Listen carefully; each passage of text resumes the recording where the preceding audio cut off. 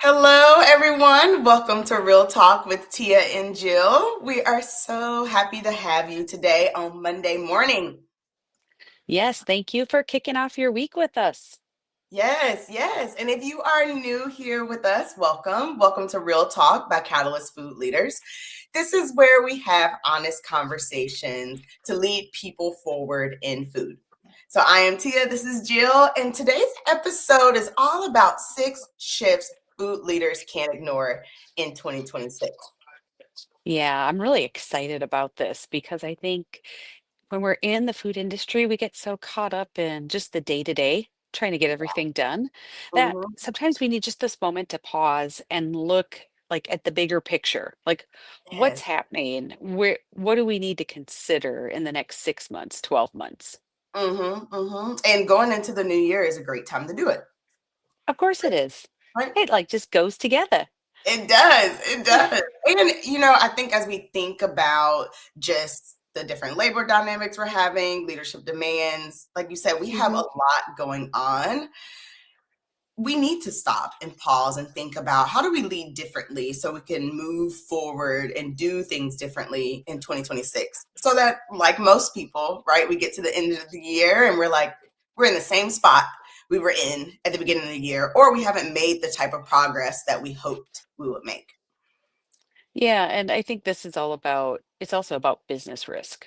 Mm, Because when we think about hiring talent, retaining talent, growing talent, like these aren't just trends that are, ooh, that's cool to have and kind of flashy and shiny object over there. But yeah. these are the things when you think about how do I build my team? How do I be a better business partner? These are the things that flow into it. Mhm, mhm, mhm. Absolutely. So we're talking about that today, right? Mhm. Like, what are some things as a leader as you prepare to go into the new year? What are six? We just have six top things, Mhm. right, to kind of think about as you prepare for the new year. Yeah, Hmm, hmm. absolutely. So are we going to dive right in? Yeah, let's dive right in. Typically, we have a what's trending topic, but I did not do one this week, so It's we okay because we these don't. are trending, all six of these. Right, exactly. Exactly. So we'll jump right into our topic, which really the first shift is really around belonging and the fact that belonging is a business strategy. It is, we talk about this all the time. Like, how do you create safe spaces? How do you make sure people feel like they matter and they're heard? But to think about this as an actual strategy is next level. Yeah, it really is. And I feel like the organizations that get this right, they're not complaining about retention the way that the rest of the industry is, right? They're not complaining about not having the right talent. They have the right plans in place, right? People stay because they feel like that they belong there. Yeah. Yeah. Not trying to compare like your work team to a family team because that's not my favorite analogy when people talk about where, like, why you show up to work. But Mhm. I'm going to play on the whole part about, right? They always say in a family, there's like the black sheep, the Yeah, person who's kind of like on the outs that doesn't really belong. They don't get yeah, to be included. They're not in the fold. They're not thought of. They don't feel like they matter. Like, yeah. you don't want people on your team to feel like that Right, because exactly. the people who are together are the ones who are willing to pitch in. They're Mhm. excited.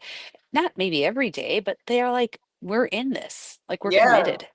yeah. And think about like the people just thinking about, I'm the black sheep of the family, or people feel like they're the black sheep of the family. Like they're not as engaged, right? They're not as No. engaged. They're not, making the holiday list. They're not going shopping. They show up when they feel like they must, and that's it, right? They Mhm. really don't add to the dynamic. And that's not really what you want on a team. No, and I think this is one of those things this year has really gotten some attention in the news and in the US here in the administration because there's been a lot around DEI that has been shifting. Hmm, But hmm. even though DEI is shifting, like what I would love people to take away is it's evolving. Like Yeah, DEI and belonging are like peanut butter and jelly. yeah, yeah. They're And together. And the more you can think about how these all fit together, this is what creates magic in your team when you don't mhm. have everybody who looks the same, thinks the same, does everything the same. Like Yeah. having people belong is powerful. And I think the foundations of diversity, equity, and inclusion has been here for a long time, and organizations that value it and that have actually invested in it, Mhm. they see the benefits of it as a business strategy, right? And it is a part of their business strategy and growth. Because here's the thing: we sell food to everyone, right? Right. And it's important. It's those things that are important, and belonging is something that started to come up, even being, becoming a part of the acronym of DEIB. And it's because of exactly what you're talking about, where when people feel like that they belong, cultures thrive. And not Mhm. just, I'm here, I want to be here, but they're engaged, they are having conversations, and you actually get better business results when people feel like that they belong. And so you're right. I think it evolves over the years. Someone had said, if anyone, I think it was Larry Keener. If anyone knows Larry, if you don't, then you should. Within the food Look safety him up. space, yes. But he kind of talks about how DEI has how it evolves like every 20 years or so, and a lot of it is being driven by politics. But what we see is that on the end of it, it comes back different, but it comes back stronger because really businesses see it as valuable because they need their cultures to survive, right? Like they need people to feel like that they belong because they need people to show up, right? They need people to show They up and do do. their work. Yeah. In fact, we have a stat here. Harvard Business Review says that studies show teams with high belonging see a 56% increase in job performance and a 50% reduction in turnover. That's pretty That's significant in yeah. this industry where we've been plagued with turnover. Yes. I mean, just Plagued. imagine if you had a 50% reduction in turnover. Hmm. Right. Most people listening will be like, yes, I will take that any day. Because, like you said, turnover has plagued really the industry over the last few years. Right. But even just the increase in job performance too, right? The Mhm. people you already have here all do more together. Yes. Like Yes. you don't need to go hire more people. Don't need different systems. You just need to leverage the people that you have. And I like to say, right, like that takes leadership skill to be able to do that, to be able It to connect does. with people and build that trust and build the safe spaces. Yeah. So, I think as if I'm, being in the seat that I'm a leader, and if you're in the food industry, you're a leader, regardless of the seat you're in. Yes. But, it really may be beneficial for you to think about like what systems or behaviors in your company or in what you're doing are making people feel like they belong or don't. Mm, yeah. That's a really good question, right, to think about. And as you go into 2026, ask yourself that question, right? Hmm. Explore it and sit with it, and really explore, what systems. I like too the way you put it. What systems, or behavior. So it might be your behavior, or it might be a system that you're upholding. Hmm. Mm, Yep. mhm. Pause Okay. and think about belonging. Yes. Yes. The first shift. Yep. The All second right. shift is the rise of intentional generalist. I know that's a mouthful, isn't it? Yeah. I think this one is really powerful as well because, especially in our area, right, we've spent a lot of time in food safety and quality. And it seems like in the food industry, people like to be kind of like hyper specialized. Yes. Like, I do this and I do it really well. And I know all the things about this one thing. But as a leader, and I think this is one of the challenges that we see in functional areas in food. I'm not going to pick on just food safety and quality, but right, Yeah. we know our area so well that we need to really be intentional about looking at other areas and understanding once again, how do we fit as business partners? Yes. Because it's Yeah. not about us, it's about everybody.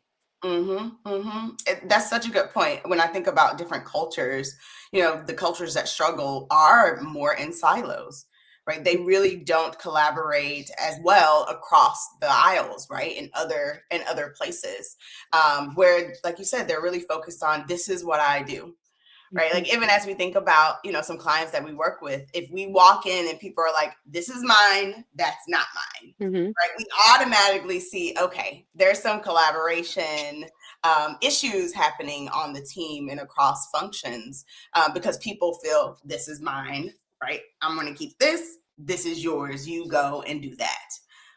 Yeah.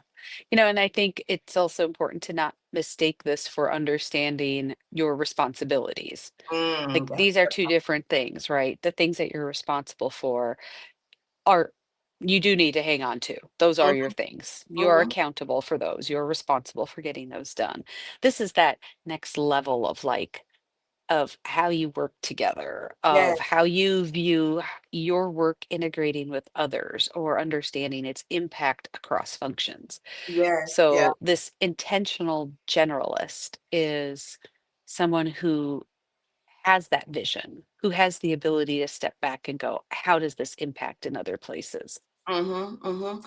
And like you said, you're able to lead at a different level. It reminds me of, I don't know why I knew so much about our warehouse management system, but quality is really connected to it. It's the way that, we put product on hold and how we release and all those type of things. And I remember we had someone in our supply chain team or logistics team, and she was walking through like how does the warehouse management system works, and we were kind of talking about it, and she was explaining it wrong. And I said, I I don't think that's the way it works. It works this way. Let me show you. And I actually taught her, how to use the system in a way. And she's like, oh, okay. I didn't realize that. But for me, it's really important, right, that she knew how to use the system from a food safety and quality standpoint. But it allowed me to be able to lead in a different way, a different Mhm, person, right, in a different space. And now, right, like we have this commonality. We're able to talk. She's able to ask me more questions because she knows I will help her along the way. And so, even when we think about this sense of belonging and being able to collaborate across silos, no, making sure that you can reach across the aisle, whether it's learning about different things, whether it's listening to different conversations, whether it's being curious about what's happening, it allows you to lead in a very different way when you know just a little bit to have conversations. mhm. And I think, we have a big audience that's food safety quality professionals. And one Hmm. of the things that I always talked with our teams and even our clients, right, about is we are, if you're in this function, you're in a unique position because a lot of what you do does already touch other areas. Yes, it does. So that's pretty amazing in itself. And we know Mhm. that's a big load to carry. So in 2026, when you think about like, how does this apply for you? You know, think about where are the spaces that you maybe are like, oh, we're checking the boxes, getting things done as I work across teams. Yeah. Where are spots where you can pause and go, am I inviting people in? Yes. How am I making sure people know that they matter in this space versus like that's just their job to do it? Mhm. Mhm. That's going to make a difference on how you think about you know, um, success across roles, across teams, even across, priorities. Mhm. Mhm. And when you think back, right, this hyper specialization, it used to be the gold standard. Hmm. But as we move into 2026, leaders who can connect the dots across roles and departments and priorities will be key to unlocking innovation and ultimately Yes. growth, right? Yes, exactly. Mhm. Mhm. Yep. So shift number three, Yes, yes, right? This I love this one because this is we totally get behind this one as well. But like upskilling is your culture. yes, yes. Like, I don't think that's something that people often think about, but when you think we are in a growth mindset organization, that includes upskilling and growth, not Mhm. just innovation in products. Yes. Innovation in products is not the same as upskilling culture. I want to I be feel like clear. that should be framed, right? Because I think organizations think a lot about like, okay, in order to growth, we need to innovate, innovate, innovate. But they Hmm. leave really their people behind, where Hmm. eventually you're going to be obsolete, right? You're not going to be able to innovate. You're not going to be able to grow if you don't upskill your talent, if you don't continuously invest in your talent, and not just like a one-off training, Hmm. right? Like some organizations we run into, it's like a one-off. Oh yeah, we do this one time, or like, oh, I love talking to people, and they're like, oh yeah, I took a leadership course maybe about 5 years ago. Look how much has changed in 5 years.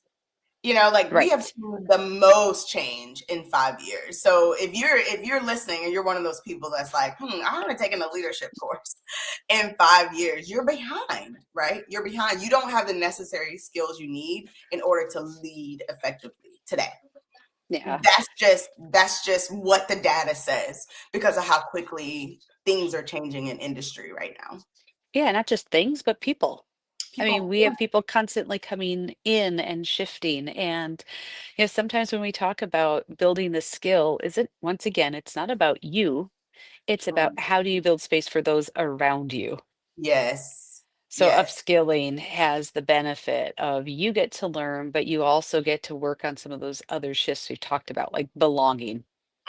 Right, exactly. It Hmm. frees you up to have this higher level thinking, right, and strategy Yeah. around the business, around the Yeah. And, business. and it's like there's opportunities at every turn. We Yeah, think about in our organizations, we have annual training for safety, and annual training for food safety, and annual training for HR. Like we all know those can get really dry. And yeah. I know people that are sponsoring those really try to go, how do I shake this up? How do I provide something different? So, another way to think about that is instead of just doing training for training, like how can you add in something around some new skills that people might be needing in your organization that maybe you Mhm. haven't been able to address as much before? Yes, yes. I used to think about training as like, okay, what are the things I have to do? That's a part of either compliance or, I need to cover this so that we can check it. It's like the checkbox, right? But Hmm. then what are some things that I need to upskill my team or to provide more value? Or, I never let a training go by that I wasn't trying to make some type of connection there, some type of conversation, right? Sometimes it's more around like, oh, I need to understand what's really going on behind it. Sometimes it's like, I just want to know, what are people thinking? Right? What are Hmm. people thinking? Do they feel like they belong? Do they feel like they're having issues? What's top of mind for them? And I like the way you put that, where we know we have some training that we have to do, right? That's just a part of the industry that we live in. But how are you embedding this learning into the way that you do work, right? Into the way that you show up every day, into your culture, because that's the meaningful times. It is. And I think it's also within this shift is also kind of I'm going to say a generational mindset shift. Mm. Because I would say, and I'm part of this 50-year-old generation and above, right? Where it's like, we're just getting through what we need. We don't need extra training. Like Oh, we're yes. doing our thing, right? No news is good news. We're that generation Hmm. Hmm. or, on the cusp of those. But we all know from all the data shows that the newer generations coming in, like they want to be in places where it is about growth. Yes. They are not coming to be in a spot where they're like, I get to go work for a couple years, and even if I make a boatload of money, like if I'm not growing, that's not the place for me. Hmm. Hmm. So you It's think of, true.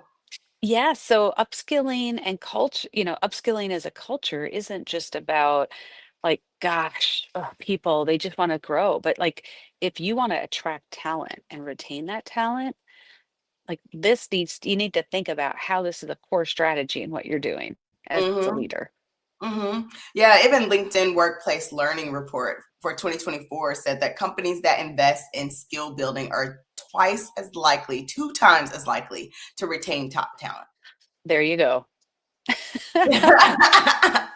Right? Like that's just investing in those skills and leadership skills, right? In order to Mhm. lead. And we've seen it, right? When a high performer or someone that is doing so well at their job move into a leadership role and do not do well, right?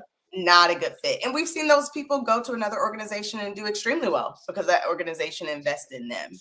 So we see it, and I'm sure people have been listening to us today. Like you hear, right? You hear, and you personally have seen times that this has happened, or maybe it's even happened to you, where it's if you just had those skills ahead before, right, you'll be able to do so well at your role. But as an industry, unfortunately, we're in this path of like pushing people in roles, but not giving them the skills that they need in order to be successful. Hmm. Yeah. So, when you look across your team, like what skills and opportunity for growth have you not been addressing? Mm-hmm. I think Mm-hmm. it's important for leaders to ask themselves that Yeah. question as they go into the new year.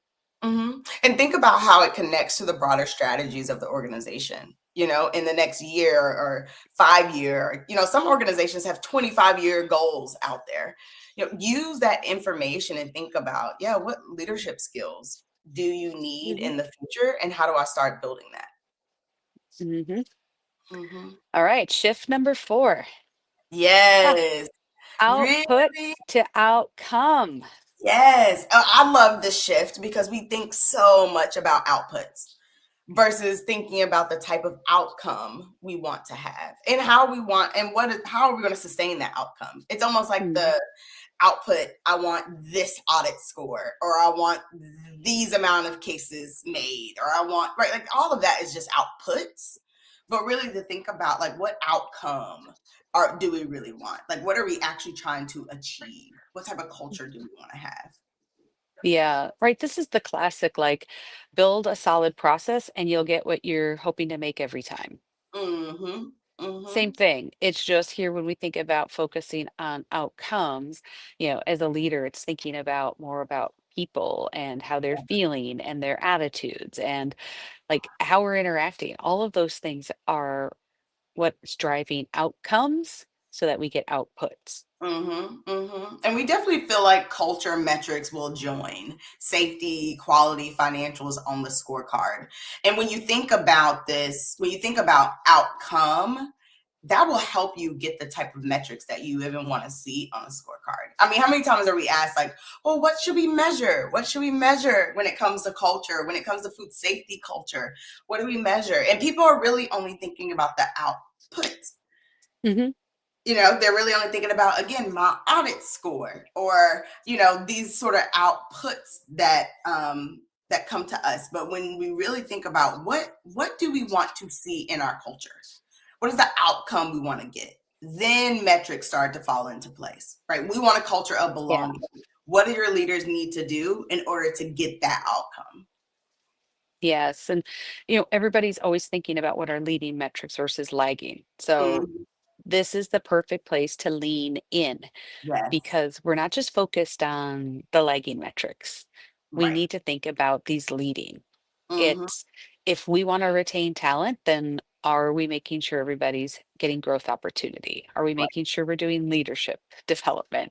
Are Hmm. like what are the things that are leading to people leaving? And then we need to work on the other side.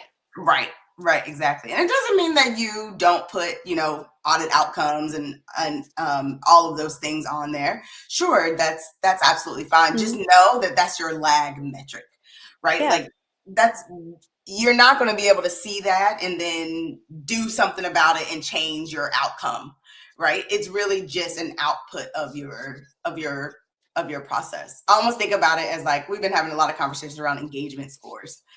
Mhm. Like engagement scores is a lag metric. And I was having a conversation with someone about engagement scores and engagement surveys. And this person was like, yeah, and we don't even do them as often anymore. And I was like, yeah, that's right. Organizations have kind of moved to every other year when in the past they used to do them every single year.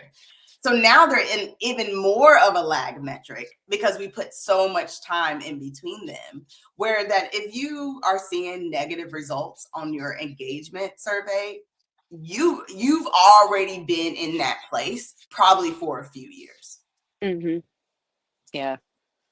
I think there's those broader categories like those big surveys, but you can also bring it back and be real just in your area.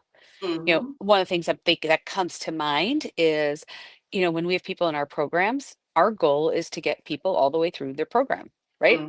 I Mhm. mean, we want to make sure that they are having a good experience. And the way that we do that, in part, is every time we have a session survey. Right. Like, we don't wait till the end of the program to say, "Gosh, how did this work? Did it have impact? Did it have value? Did you Yeah. feel like it was welcoming?" Whatever. Like, every time we get together, we're asking those questions to say, "Was it worth your time? Like, what Mhm. was your takeaway?" We're Yeah. making sure along the way things are on the right path. And the most important thing is we do something about it, right? Like as Mhm, people say, I want to talk more about this or have this going on, or this next topic relate to what I have going on because of X, Y, Z.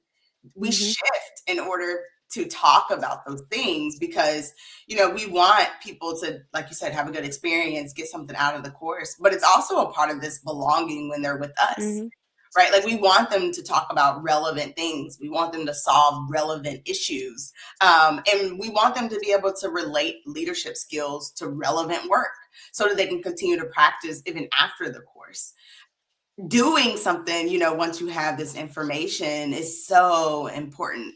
It's so important, right? Versus like the times that we keep asking the same questions over and over and we're not doing anything about it. Eventually people will right. say, well, you really don't care how my experience is. Yeah. This is the classic, it's not necessarily where you're going, but like how you're getting there. Yes.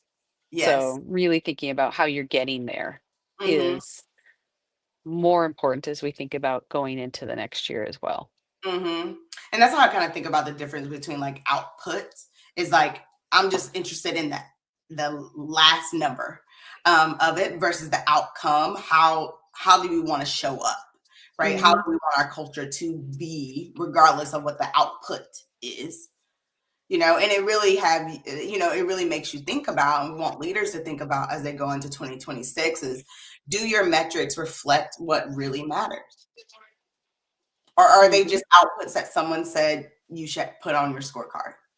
Right. Just measure these. Right? Measure these things. It's funny, like when we talk to people about their metrics, they're like, huh, I never thought to measure that before. Well, this is what you're looking for, right? This is the type of culture you want to be. Measure that. Mhm. Measure that. Right? Mm-hmm. Measure that. Mm-hmm. Which really flows into our next shift as well, Yes. because this one is really about people systems are Yeah. more important than heroics, Yes. Yes. This is a really good one because it makes me think about firefighting.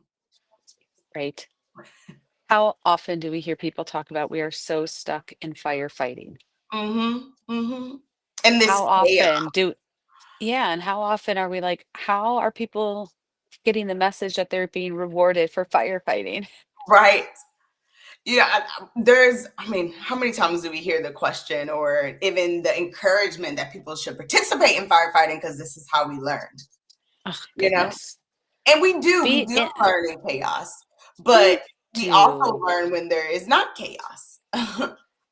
Yeah, and I think when you consider how to have our brains receptive for Mhm, learning and gathering, a fire typically isn't the spot. right. So, yes, we can learn, but just think how much more, like how deep and how broad and how lasting learning can be when Yeah, you do it with intention. exactly. Exactly. And Yeah, how it helps you build your culture, right? Like if even bot like thinking about your body and the stress that it takes on when you are firefighting is not the type of culture that most people would say, yes, I want to be in all the time. right. It feels like it used to be, this sounds horrible, but like almost trendy to be like, oh, I'm so busy. I have so many meetings. I'm so Oh this, like yeah. I'm so wanted. And it was really, I mean, when I think about where that fits with coaching, that's a lot, or even yoga. You all know I do a lot of yoga. That's ego. That is Yeah. our ego needing to feel important. And believe Mhm, me, my ego needs to feel important just like everybody else's. mhm. But recognizing when it's my ego flaring up versus, is this working for us? Is like our culture. Like Yeah. a good culture is able to support people at kind of their core and that belonging and that they matter. And when we Mhm. do that, our egos don't have to flare up nearly so much. Right. Right, exactly. And really we're at peace, right? We're at peace when we don't have this chaos where we feel like our ego needs to flare, right? Yeah, and no longer, I think once again, this might be generational, but no longer is that burnout badge something people are looking for. They Right. like the next So, generations no, thank do not value that. They're like, not the word I want. no, no. And there's a lot of reasons for that. But one important reason is that we've kind of taught them not to. Yeah, Right? That the reward is not worth being completely burnt out. no, the physical toll, the mental toll, the emotional toll. Mhm, mhm. People sit in that because that's what they know. And it's amazing how long we'll sit in something that's not good for us just because we don't know what the other side looks like. Right, That's exactly. why that's why I think when we consider our role as leaders, we need to help people move from that space because well, one, it's good for them, but it's also good for us. Mhm, mhm, and it's possible. It I is. think sometimes people in our industry think I think many people in our industry think that it's not possible, that we're always gonna have fires, that we're always gonna be in this chaotic state, but it's not. Nope, nope, nope. There's No. some cultures that's not in this chaos. Right. And every time we go in a fire, how many times do people say, "Oh gosh, that could have been preventable." Right. Right? Mhm, Every single one is. mhm. And, what if we think about the amount of fires that we're fighting is really kind of like an inverse relationship to the strength of our systems. Yes. Mhm. I Like think if it you're, is. well, I'm sure there's data out there, I just don't have it at my fingertips to say if we're firefighting all the time, that means we have weak systems. Right. Yeah. Whether Yeah. it's weak process systems, product systems, people systems, Mhm. Mhm. something is not working well. Yeah, and we've seen it, right, in our experience. When we have systems in place that work, people, right, that's bought into the systems and they are closing gaps and helping it run smoothly, we don't see as many fires. And really, and it's not saying that there's not fires that come up, right? Like we learn there's things that happen, right? And we solve it, we get to root cause, and then we build a system around it to ensure we don't fall into that fire again. That's when you Mhm. know culture is working, right? That's when Yeah. you know people are engaged and people people want to be a part of the solution versus like, who fire, put that out. Now let's move on to the next. Let's move on to the next. Let's move on to the next. If you find your people doing that, they're probably overworked and they're about to earn the burnout badge. Hmm.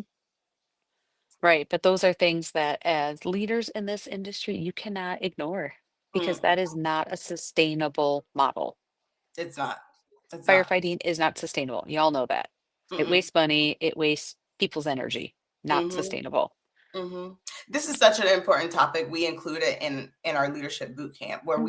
we spend time on a full module talking about firefighting and how to eliminate it, and how to start working towards stepping outside of really that heroics of I need to be involved. To Hmm. do I need to be involved, and how do I build systems around or put systems in place in order for these fires to not keep popping up? Hmm.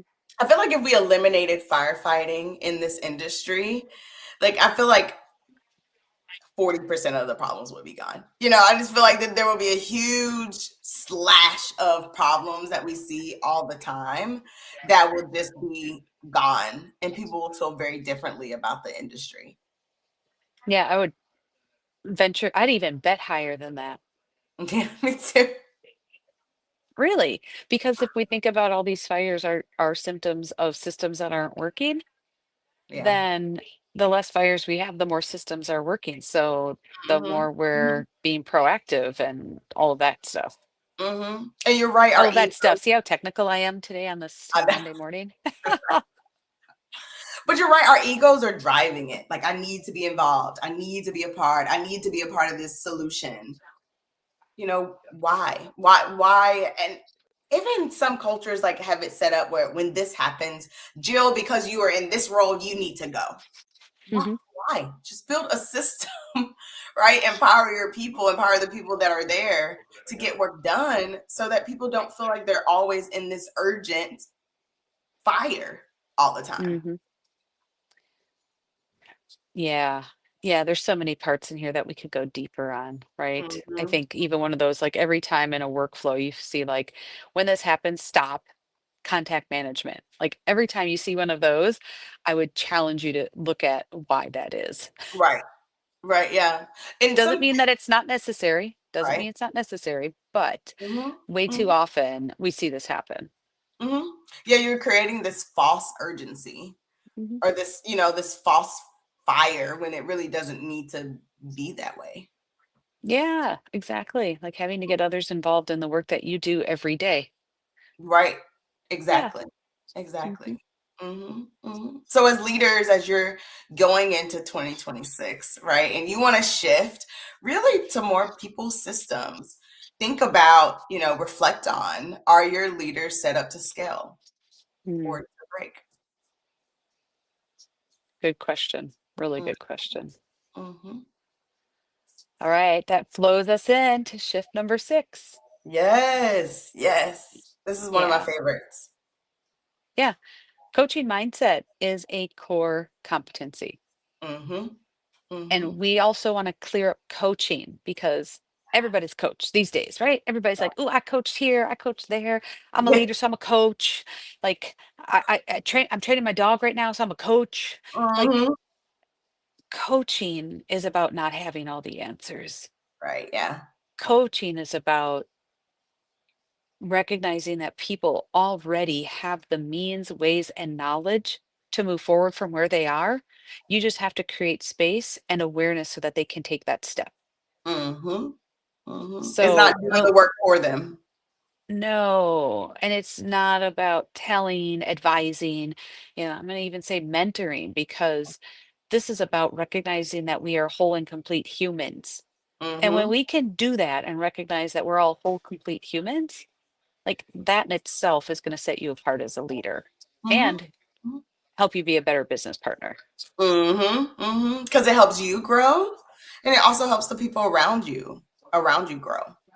Yeah. Yeah. The International Coaching Federation, ICF, in one of their stats that we have from 2024, teams with coaching style managers are 40% more engaged and productive. 40%. Yeah. Like, can you And imagine if you had 40% more engaged and productive people? Like, not just different people, but the people that you have are more engaged and productive. mhm. Yeah, and that in itself is a skill set Mhm, because we know people have always been rewarded for having answers, for being the yeah. ones who raise their hand to do things, for being people who step in and save. We just talked about Mhm, firefighting and heroics. mhm. Coaching really asks you to not do any of that, Yeah, at all. right? Right. No. Step away from that. Which it's really hard because that's how people for a long time have felt that they can be helpful. And Mhm, coaching asks people to be helpful in a completely different way, which for many people, and we see this even in our programs, mhm. is at first a bit uncomfortable Oh, because yeah. it feels like we're giving up control. Yes. And the reality is we never had control to begin with. We just finally are recognizing that we can approach this relationship a bit different and share that control, that power with others, because really it's both of us in this situation. Mhm, mhm. Yeah, I like how you said we never really had control anyway. We're just trying to No. hold on to something that is just not real, but also we're limiting our own growth and the growth of others around us. Yes. Yes. You know? Yeah, and when we think about where we all want to go as businesses in 2026, like we need everybody. Mhm, Like mhm. it is amazing what people can do when they have the right environment to do that. Yes, yes. And when they have the right skills, right? Mm, In order to build this space of belonging, right? In order to coach, right? And shift into this coaching mindset. And it doesn't mean other things of giving advice and mentorship and those things are not important. They are, they're very mhm. important.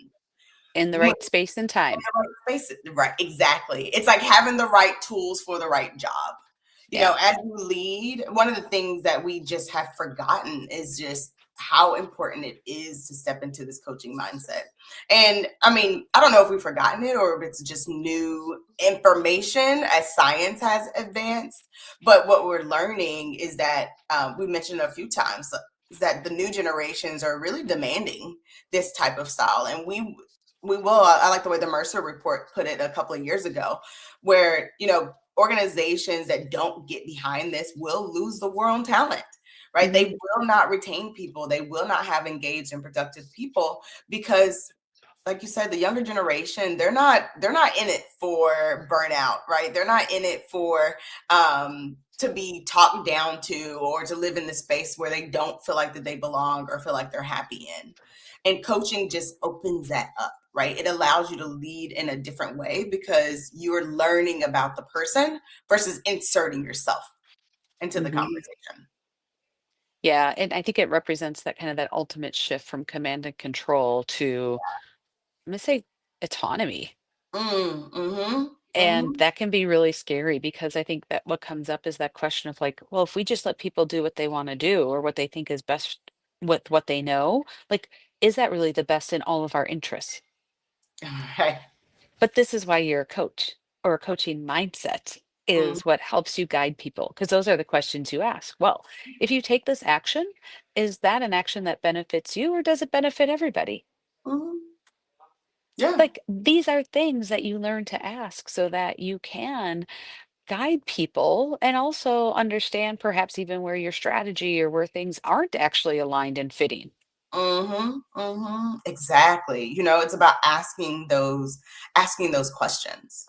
Hmm. And I think that also just relates to our first shift of belonging and why it's so important. And people, leaders who have this coaching mindset, have this space of belonging just because they ask different questions, right? And it's built around curiosity versus yeah, really like the command and control piece. Yeah. Yeah. And I think it's also like kind of this power differential as well. Mm, You mhm. know, when you think of someone who's a boss, that inherently just feels like power differential. Yeah, yeah. But when you think of someone who's more of a coach, at least the way we define coaching, that's like, we're here together. It's just your Mhm. role is this and mine is that. And I'm just asking questions to help you move forward. Right, exactly. Like it's partnership. Mhm. And, that takes a really different mindset to step into as well. Yeah, I agree. I think this is really insightful what you're saying because many, many people come to us and they're saying, I want to empower my people. My people need to have they need to feel empowered to make decisions. They Mhm. need more autonomy. They need to take ownership. It's impossible to do that if you're in a command and control environment. Yeah. You You have know? to be willing to give up that power if Mhm. you want others to be able to receive it. Mhm, mhm, and that's scary, like you said, to say, "I have to give up this control," you Mhm. know, or "I need to take a step back," or you might not be the only person making decisions, Mhm. and that's okay, right? Because you want your team to have authority, you want your team to have ownership, you want your team to feel empowered. That means you have to step back. You know, we Yeah. talk about this in our empowerment workshop, right? Around this transfer of power. I almost think about it like energy, you know, is not being destroyed or created. Energy is, it is what it is. And so if you want to shift it, I have to give up some in order Mhm. for it to go somewhere else because you can't create new one. You know, you can't create extra energy. You have to shift it. And Yeah. that's what it means to empower someone else, is to shifting that power from you to someone else. And that can be Yeah. scary, right? It can be done poorly if you don't have the right skills. But when you do have the right skills, it can be extremely rewarding. Yeah. When I think about, this year we were asked to talk a lot about compliance to commitment. Mhm. It's probably people have been hearing it all year, Oh, right? yes. This whole struggle of why does it feel like food safety or, insert other other requirements. People just do them for compliance. Like, Mhm. we need better commitment. We need people to feel like we're doing, like, this represents who we are and how we show up every day. Yeah. And I I'm curious, Tia, out of all the 6 things we've talked about, like, is there one that stands out to you Mhm. as really powerful when you think about leaders who are trying to move from compliance to commitment? Mm.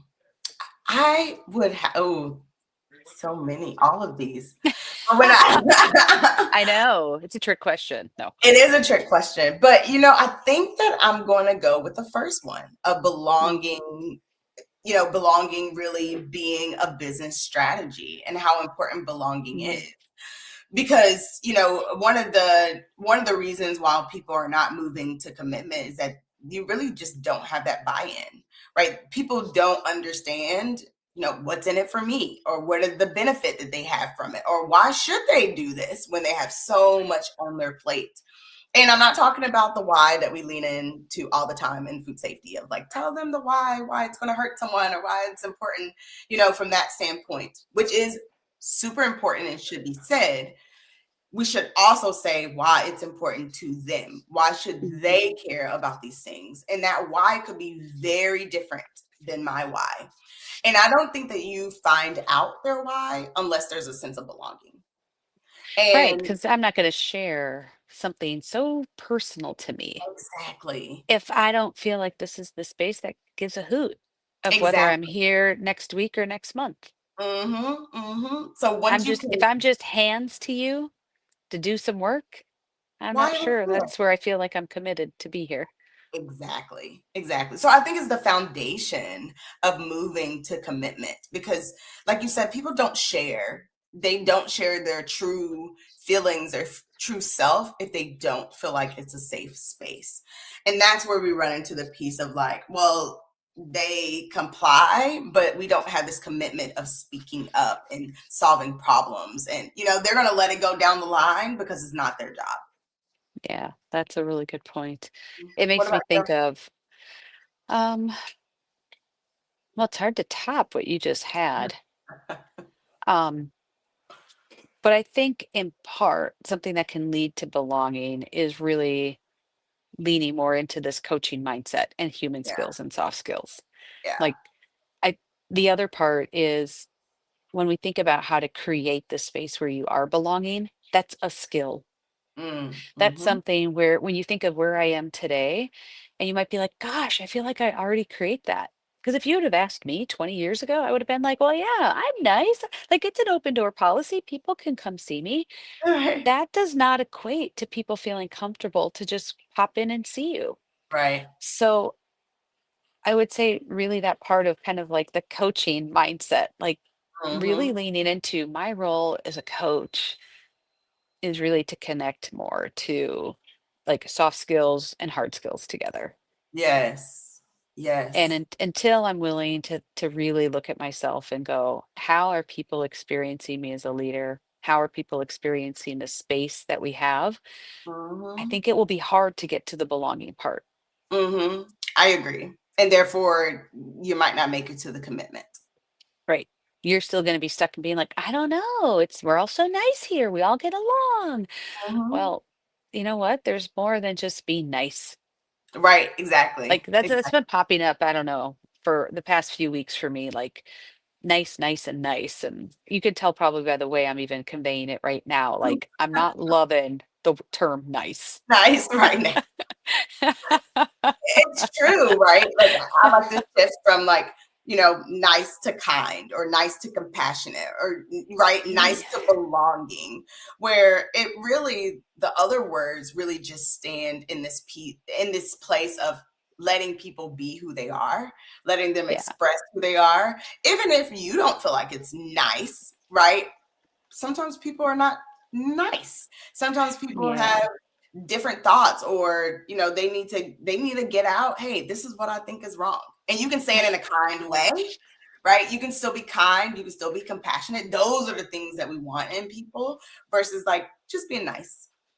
I think nice feels like compliance. Like, Yes. it gets the job done, but it doesn't get you any further. I think that's why Right. it keeps annoying me when I hear the word nice lately, Mhm. Mhm. because Yes. people are longing for more than nice when they show up at work and in life. Yes, I agree. I looked up the definition of nice because I'm like, okay, Oh, let me look and see what this says. So nice is pleasant, agreeable, satisfactory, mm, fine, subtle. So it's like it's agreeable, right? Like if you're agreeable all the time, like we've been around those people that's just agreeable, and I just want to be like, I want to hear your thoughts. I want to hear exactly what you're thinking, like what's good, what's bad, what doesn't work, what like I want to hear those things versus like just being agreeable. I feel like that's the number one thing that I say to my team in the beginning is that you do not need to agree with everything that I say. I actually want you to disagree with me. I want to hear your thoughts. You know, especially as a leader, most of the time you haven't even worked in this space as long as the people that you're serving. So I know I don't have all the answers. I don't need you to be agreeable, right? I need to know. And I feel like that's why nice doesn't really sit well with me because like, you know, I am not the type of leader that I need you to say yes to everything that I'm saying. Otherwise, like, you know, I'm trying to make the right decisions and I know I don't have the best thoughts every time because I might not know everything. I don't know yeah. everything. Yeah. Yeah, that's actually really interesting as we think about like things, our whole show right now is right the 6 things that food leaders can't ignore in 2026. And that maybe even kind of sums a little bit of that up, like Yeah. being nice. Like if everything is nice, this is nice, that's nice. Mhm. That might be the theme to you don't ignore when you see nice in places. Right, exactly. If you find that everyone is just being nice to you or just Hmm. being agreeable to you, you know, Hmm. or we were talking to someone last week and they're like, well, when we get into a room, everyone's like, yes, yes, yes, let's move forward. And then when we get out, no one's doing anything, right? No one's executing. Right. To me, that reminds me of this nice. Everyone is agreeable, but when they leave the room, they're like, I'm not doing that, you know, Yeah. or I had the great intentions of doing it, but now I'm too busy, so I'm not gonna do it. Right? Like that's just you're being nice versus saying, "Hey, I think this is a great idea. What are some things that can come off my list to support it?" Or this is where I think that I'm gonna fall down, or this is where I need your support. Like that's more than just being agreeable. Yeah, and I think that actually plays into all of our shifts because, you know, Mhm. belonging as a business strategy creates space so that you don't have to just be nice. People can share. Rise of the intentional generalist. Like if you're nice, you're just kind of like sitting in your space versus we Mhm. need people connecting dots and thinking about cross-functional and, just more collaboration. Mhm. If we're nice, we're okay with where we're at Yeah. versus we're looking for growth. Like how many times do we talk with businesses that are like, I'm cool with where I'm at in a year? Like Right. upskilling is culture. And Yeah. so we need to lean into that. Yeah. Um, output to outcome. Yeah. Like outcome requires us to have some more conversations about how we're getting there. Those Mhm. can't just be nice. I mean, it Mhm. doesn't mean that they have to be unkind, just Right. means we have to be honest and truthful. Yeah. Thinking about people systems are more important than heroics. Yeah. Yeah. Like it's nice when Mhm. people step in and help us firefight, but like we need systems that are built Yeah. so that we don't have to always be doing that. Mhm. And of Mhm. course, our last one on coaching mindset. Ah. Like we need to look further than the surface in Mhm. ourselves and in those around us if we want to have improvements and go Yeah. further. Yes. So you know we are curious, and as you know, really walk away from today, think about what's one shift that you're ready to make and how you lead in 2026. Hmm. If you feel like you Yeah. can't do all of these, what's that one? That one twist. Yeah. And I think even to consider like these insight aren't just predictions. Like these are really invitations for you to look at where can you create more clarity? Where can you create Mhm. more connection? Where can you be more intentional as a leader in 2026? because these things won't just magically happen No, it unless won't. you're intentional. That's right. You have to Hmm. be. You have to be intentional about it. Yeah. So, with that said, if you go on out to our website, catalystfoodleaders.com, Hmm. there's resources and there's a resource hub. Find that there are multiple freebie downloads that can help you navigate through where you are today and what you want for 2026. Hmm. Yep. And, we just shifted the Leadership Summit date. Yes. So Now it's it's going to be April 8th. So on. we still do have the early bird promo though going through December 31st. So Yes. if you are like intentional about what you want to do for next year, sign up so that way you can connect with other leaders, get new perspectives and insights on helping Mhm. you move through that next year. And ensure that you actually shift so that Mhm. this time next year, right, you feel like you are in a different spot and you are a better leader then in the future than you are today, and the impact, right, that you can make as a leader will be felt versus, you might be feeling a little bit on, maybe I didn't do everything I wanted to do, or maybe my culture isn't where it should be, or you feel like you're not really shifting at all in your Right. space. Yeah. And leadership isn't done in a vacuum. It's not Yeah. a one person show. It's not done without interacting with others. And Hmm. culture certainly doesn't grow on its own. No, So it takes a system. it does. It does. And we appreciate that you have been here with us today. We really hope that this was impactful for you. And if you found that it was, and you're starting to think about these shifts, send this to someone that you know that is leading with purpose and with grit, and that really looking to be a different leader in Mhm. 2026. Make sure Because you subscribe and like the show as well. That way you will never miss one. you'll never miss us on YouTube and on your favorite podcast. Subscribe to us. And together, right? Together we can continue to grow, because we know when leaders grow, cultures change. Absolutely. So thank you everyone for being with us for this Yes. episode. Enjoy the rest of your week. Bye, everyone.